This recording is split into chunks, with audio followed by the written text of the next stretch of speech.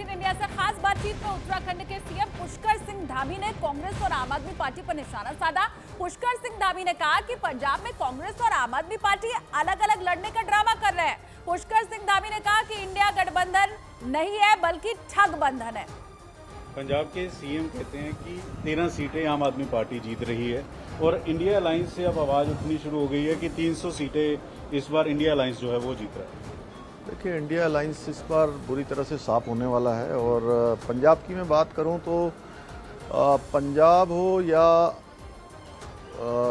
दिल्ली और हरियाणा, इन दोनों राज्यों में आप पार्टी और कांग्रेस पार्टी एक गठबंधन बनाकर लड़ रही हैं, अलायंस में लड़ रही हैं, एक साथ हैं, और पंजाब में अलग अलग लड़ रही हैं। तो ये ठग बंधन है, ये गठबंधन नहीं है। और यहाँ पर पंजाब में आप पार्टी की सरकार बनाई है, यहाँ की जनता ने, जनता अपने आप को ठगा महसूस कर रही है। अब अमृतपाल खडूर साहब से चुनाव लड़ रहे हैं, ऐसे माहौल में किस तरह से बीजेपी खासतौर पर केंद्र की सरकार नजर बनाएगी? देखिए, ये लोग हमेशा जो विघटनकारी ताकतें हैं, अलगाववादी ताकतें हैं, जो लोग आज विदेशी ताकतों से देश के अंदर देश विरोध का माहौल तैयार करते हैं, ऐसे लोगों को चुनाव में यहाँ पंजाब में भी खड़ा किया जा रहा है और दिल्ली में भी खड़ा किया गया था। तो ये इनकी मानसिकता को दिखाता है कि इनके लिए अपनी पार्टी, अपनी राजनीति, अपना परिवार सबसे पहले है, जबकि भारतीय जनता पार्टी के लिए और मोदी जी के लिए पूरा देश पहले है, पार्टी दूसरे नंबर पर है। और अपना तो सबसे अंत में हमारा सबका जो भी होता है। तो हम लोग इस आधार पर काम करने वाले लोग हैं। हम पंजाब की जनता के समक्ष जा रहे हैं, पंजाब की जनता जरूर हमको आशीर्वाद देगी। उत्तराखंड और यूपी में सरकार बन गई बीजेपी की, 27 में पंजाब में क्या लगता है? पंजाब में बिल्कुल डबल इंजन लगेगा और यहाँ के लोग ये फर्क महसूस कर रहे हैं कि डबल इंजन होगा तो निश्चित रूप से पंजाब की तरक्की बहुत तेजी से होगी। बीजेपी इस समय पूरे दमखम के साथ इस समय पंजाब में उतरी हुई है और कई राज्यों के मुख्यमंत्री से लेकर कई केंद्रीय मंत्री जो हैं वो प्रचार करते हुए नजर आ रहे हैं। अपने सहयोगी अजय और सुखजिंदर के साथ पंकज पाई, न्यूज़ 18, श्रीनंदपुर साहब। और एक बहुत बड़ी खबर आपको बता दें, अखिलेश यादव ने मुस्लिमों को आरक्षण देने का समर्थन किया है। न्यूज़ 18 इंडिया से एक्सक्लूसिव बातचीत में अखिलेश यादव ने कहा कि जो आबादी में कम है उसे आरक्षण मिलना चाहिए। अखिलेश ने मुसलमानों को आरक्षण देने की वकालत की है। योगी आदित्यनाथ ने कहा कि हम एसटी, ओबीसी वाले आरक्षण में से मुस्लिम आरक्षण निकाल के मुस्लिमों को तो नहीं देने देंगे, और कांग्रेस और इंडिया गठबंधन अगर सरकार में आई तो ये करने जा रही है। क्या ऐसा प्लान है? देखिए, जो आरक्षण की व्यवस्था है ना आप समझती हो, न हमारे जो मुख्यमंत्री वो समझते हैं। आप हमें क्यों टारगेट मैं इसलिए बोल रहा हूँ कि मीडिया मंडल भी बदलेगा, क्योंकि आरक्षण का व्यवस्था जो है वो मैं आपको समझाता हूँ, शायद कम समय में समझ पाए। आरक्षण की जो व्यवस्था थी, किसी भी पढ़े लिखे नौजवान से आप पूछ लें, पहले जो मेरिट बनती थी उसमें पिछड़े, दलित और आदिवासी जनरल मेरिट में भी आ जाते थे। जनरल मेरिट से पाबंदी करने के बाद आज आपने जो 40% का स्लॉट तैयार किया है, और यूं कहें कि 50% का स्लॉट उन लोगों के लिए है जो आबादी में कम है। उसी में धर्म आता है।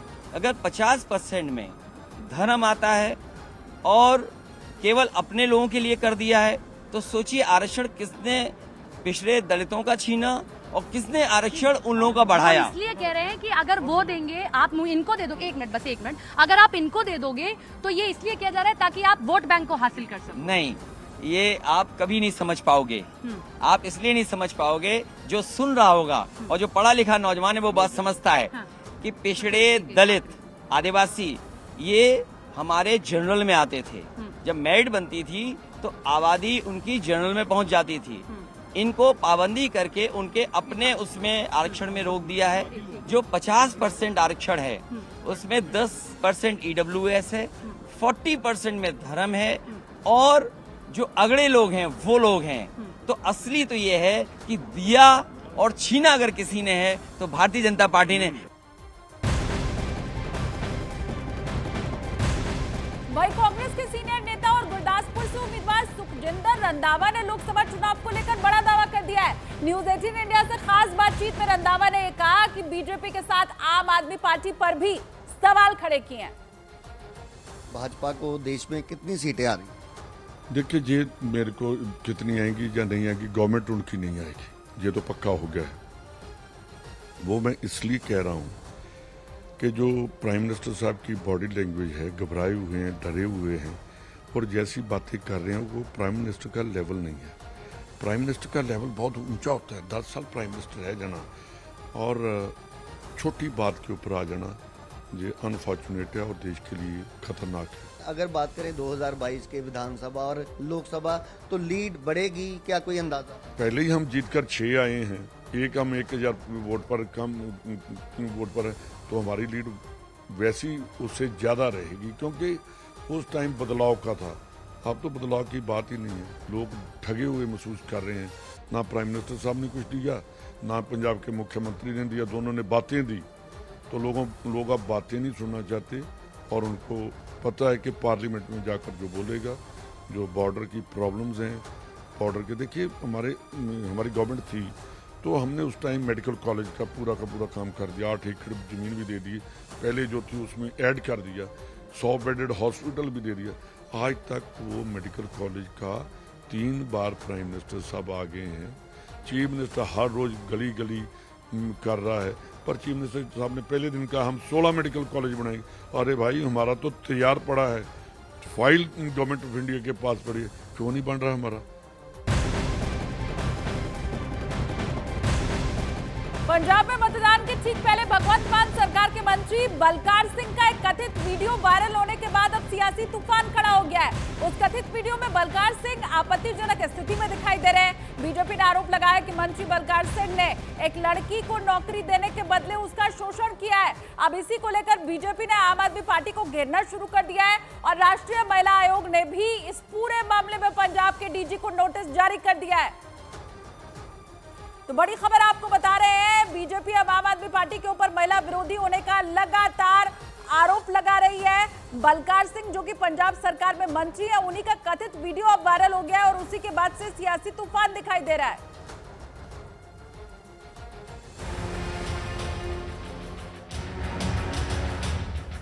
ये है पंजाब सरकार के मंत्री बलकार सिंह, जिन पर बीजेपी ने नौकरी के बदले एक लड़की के शोषण का आरोप लगाया है और इस मामले में उन्होंने मीडिया के सवालों का जवाब कुछ इस अंदाज में दिया।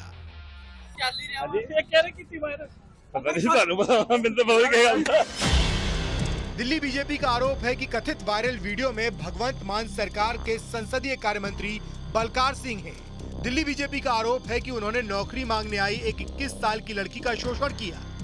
बीजेपी के आरोप के मुताबिक मंत्री बलकार सिंह ने उस लड़की से वीडियो कॉल करने को कहा और जब लड़की ने वीडियो कॉल की तो उस दौरान उन्होंने उस लड़की के साथ आपत्तिजनक हरकत की, जिसका कथित वीडियो सोशल मीडिया पर बीजेपी ने शेयर किया है।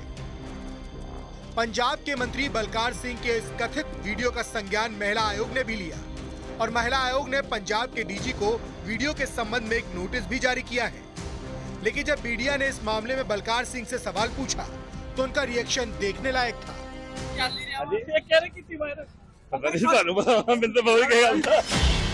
लेकिन लगातार हंसी में सवालों को टालने के बावजूद भी जब मीडिया कर्मियों ने उनका पीछा नहीं छोड़ा तो उन्होंने इस पर अपनी सफाई दी। I have no comments and not in my notes. मंत्री बलकार सिंह पर ऐसे आरोप पहली बार नहीं लगे हैं। इसी साल जनवरी में अकाली दल के नेता विक्रम सिंह मजीठिया ने भी उनका एक आपत्तिजनक वीडियो राज्यपाल और पंजाब सरकार को सौंपा था, जिसकी उन्होंने जांच कराने और कार्रवाई की मांग की थी। इस बार बीजेपी ने उनका कथित वीडियो ऐसे समय पर वायरल किया है जब पंजाब में 1 जून को मतदान होना है। ऐसे में बलकार सिंह का कथित वीडियो आम आदमी पार्टी के लिए मुसीबत खड़ी कर सकता है।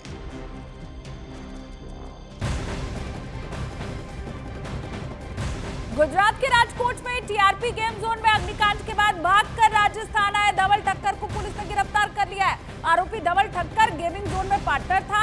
हादसे के बाद से फरार चल रहा था, जिसकी तलाश में कई टीम लगाई गई थी। पुलिस ने अब तक इस पूरे मामले में 4 आरोपियों को गिरफ्तार कर लिया है और ये बड़ी खबर, पार्टनर आरोपी धवल ठक्कर को भी अब गिरफ्तार किया गया।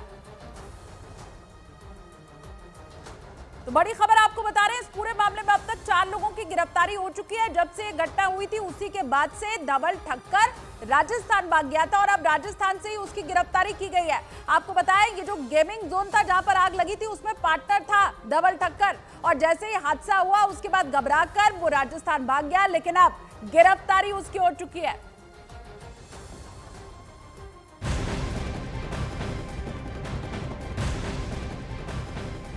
और वहीं पटना विश्वविद्यालय में सोमवार को दिल दहला देने वाली एक वारदात को अंजाम दिया गया। विश्वविद्यालय में लॉ कॉलेज में परीक्षा देने आए एक छात्र की सरेआम पीट कर हत्या कर दी गई।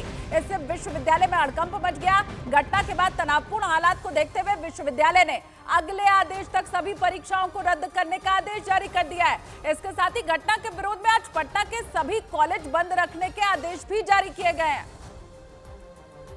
और हमलावरों का सीसीटीवी फुटेज भी सामने आ चुका है। ये तस्वीर आपको दिखा रहे हैं किस तरह से पटना विश्वविद्यालय के भीतर घुसकर एक छात्र की बेरहमी से हत्या कर दी जाती है। कुछ लोग वहां पर प्रवेश करते हैं और पीट कर छात्र की हत्या कर दी जाती है। ये पटना विश्वविद्यालय का लॉ कॉलेज है जहां पर ये घटना को अंजाम दिया गया और लगातार उसके बाद से अभी तक विश्वविद्यालय के अंदर हड़कंप है। आपको बता दें जितनी भी परीक्षाएं चल रही थी विश्वविद्यालय के अंदर उन सभी को रद्द किया गया है। इसके अलावा आज पटना के सभी कॉलेज बंद रहने वाले हैं। तो बड़ी खबर और सीसीटीवी फुटेज भी आपको हम दिखा रहे हैं। परीक्षा देने के लिए एक छात्र पहुंचा हुआ था, लेकिन कैसे दिन दहाड़े पीट कर उसकी हत्या कर दी जाती है। और ये सब कुछ होता है कॉलेज प्रीमाइसेस के भीतर।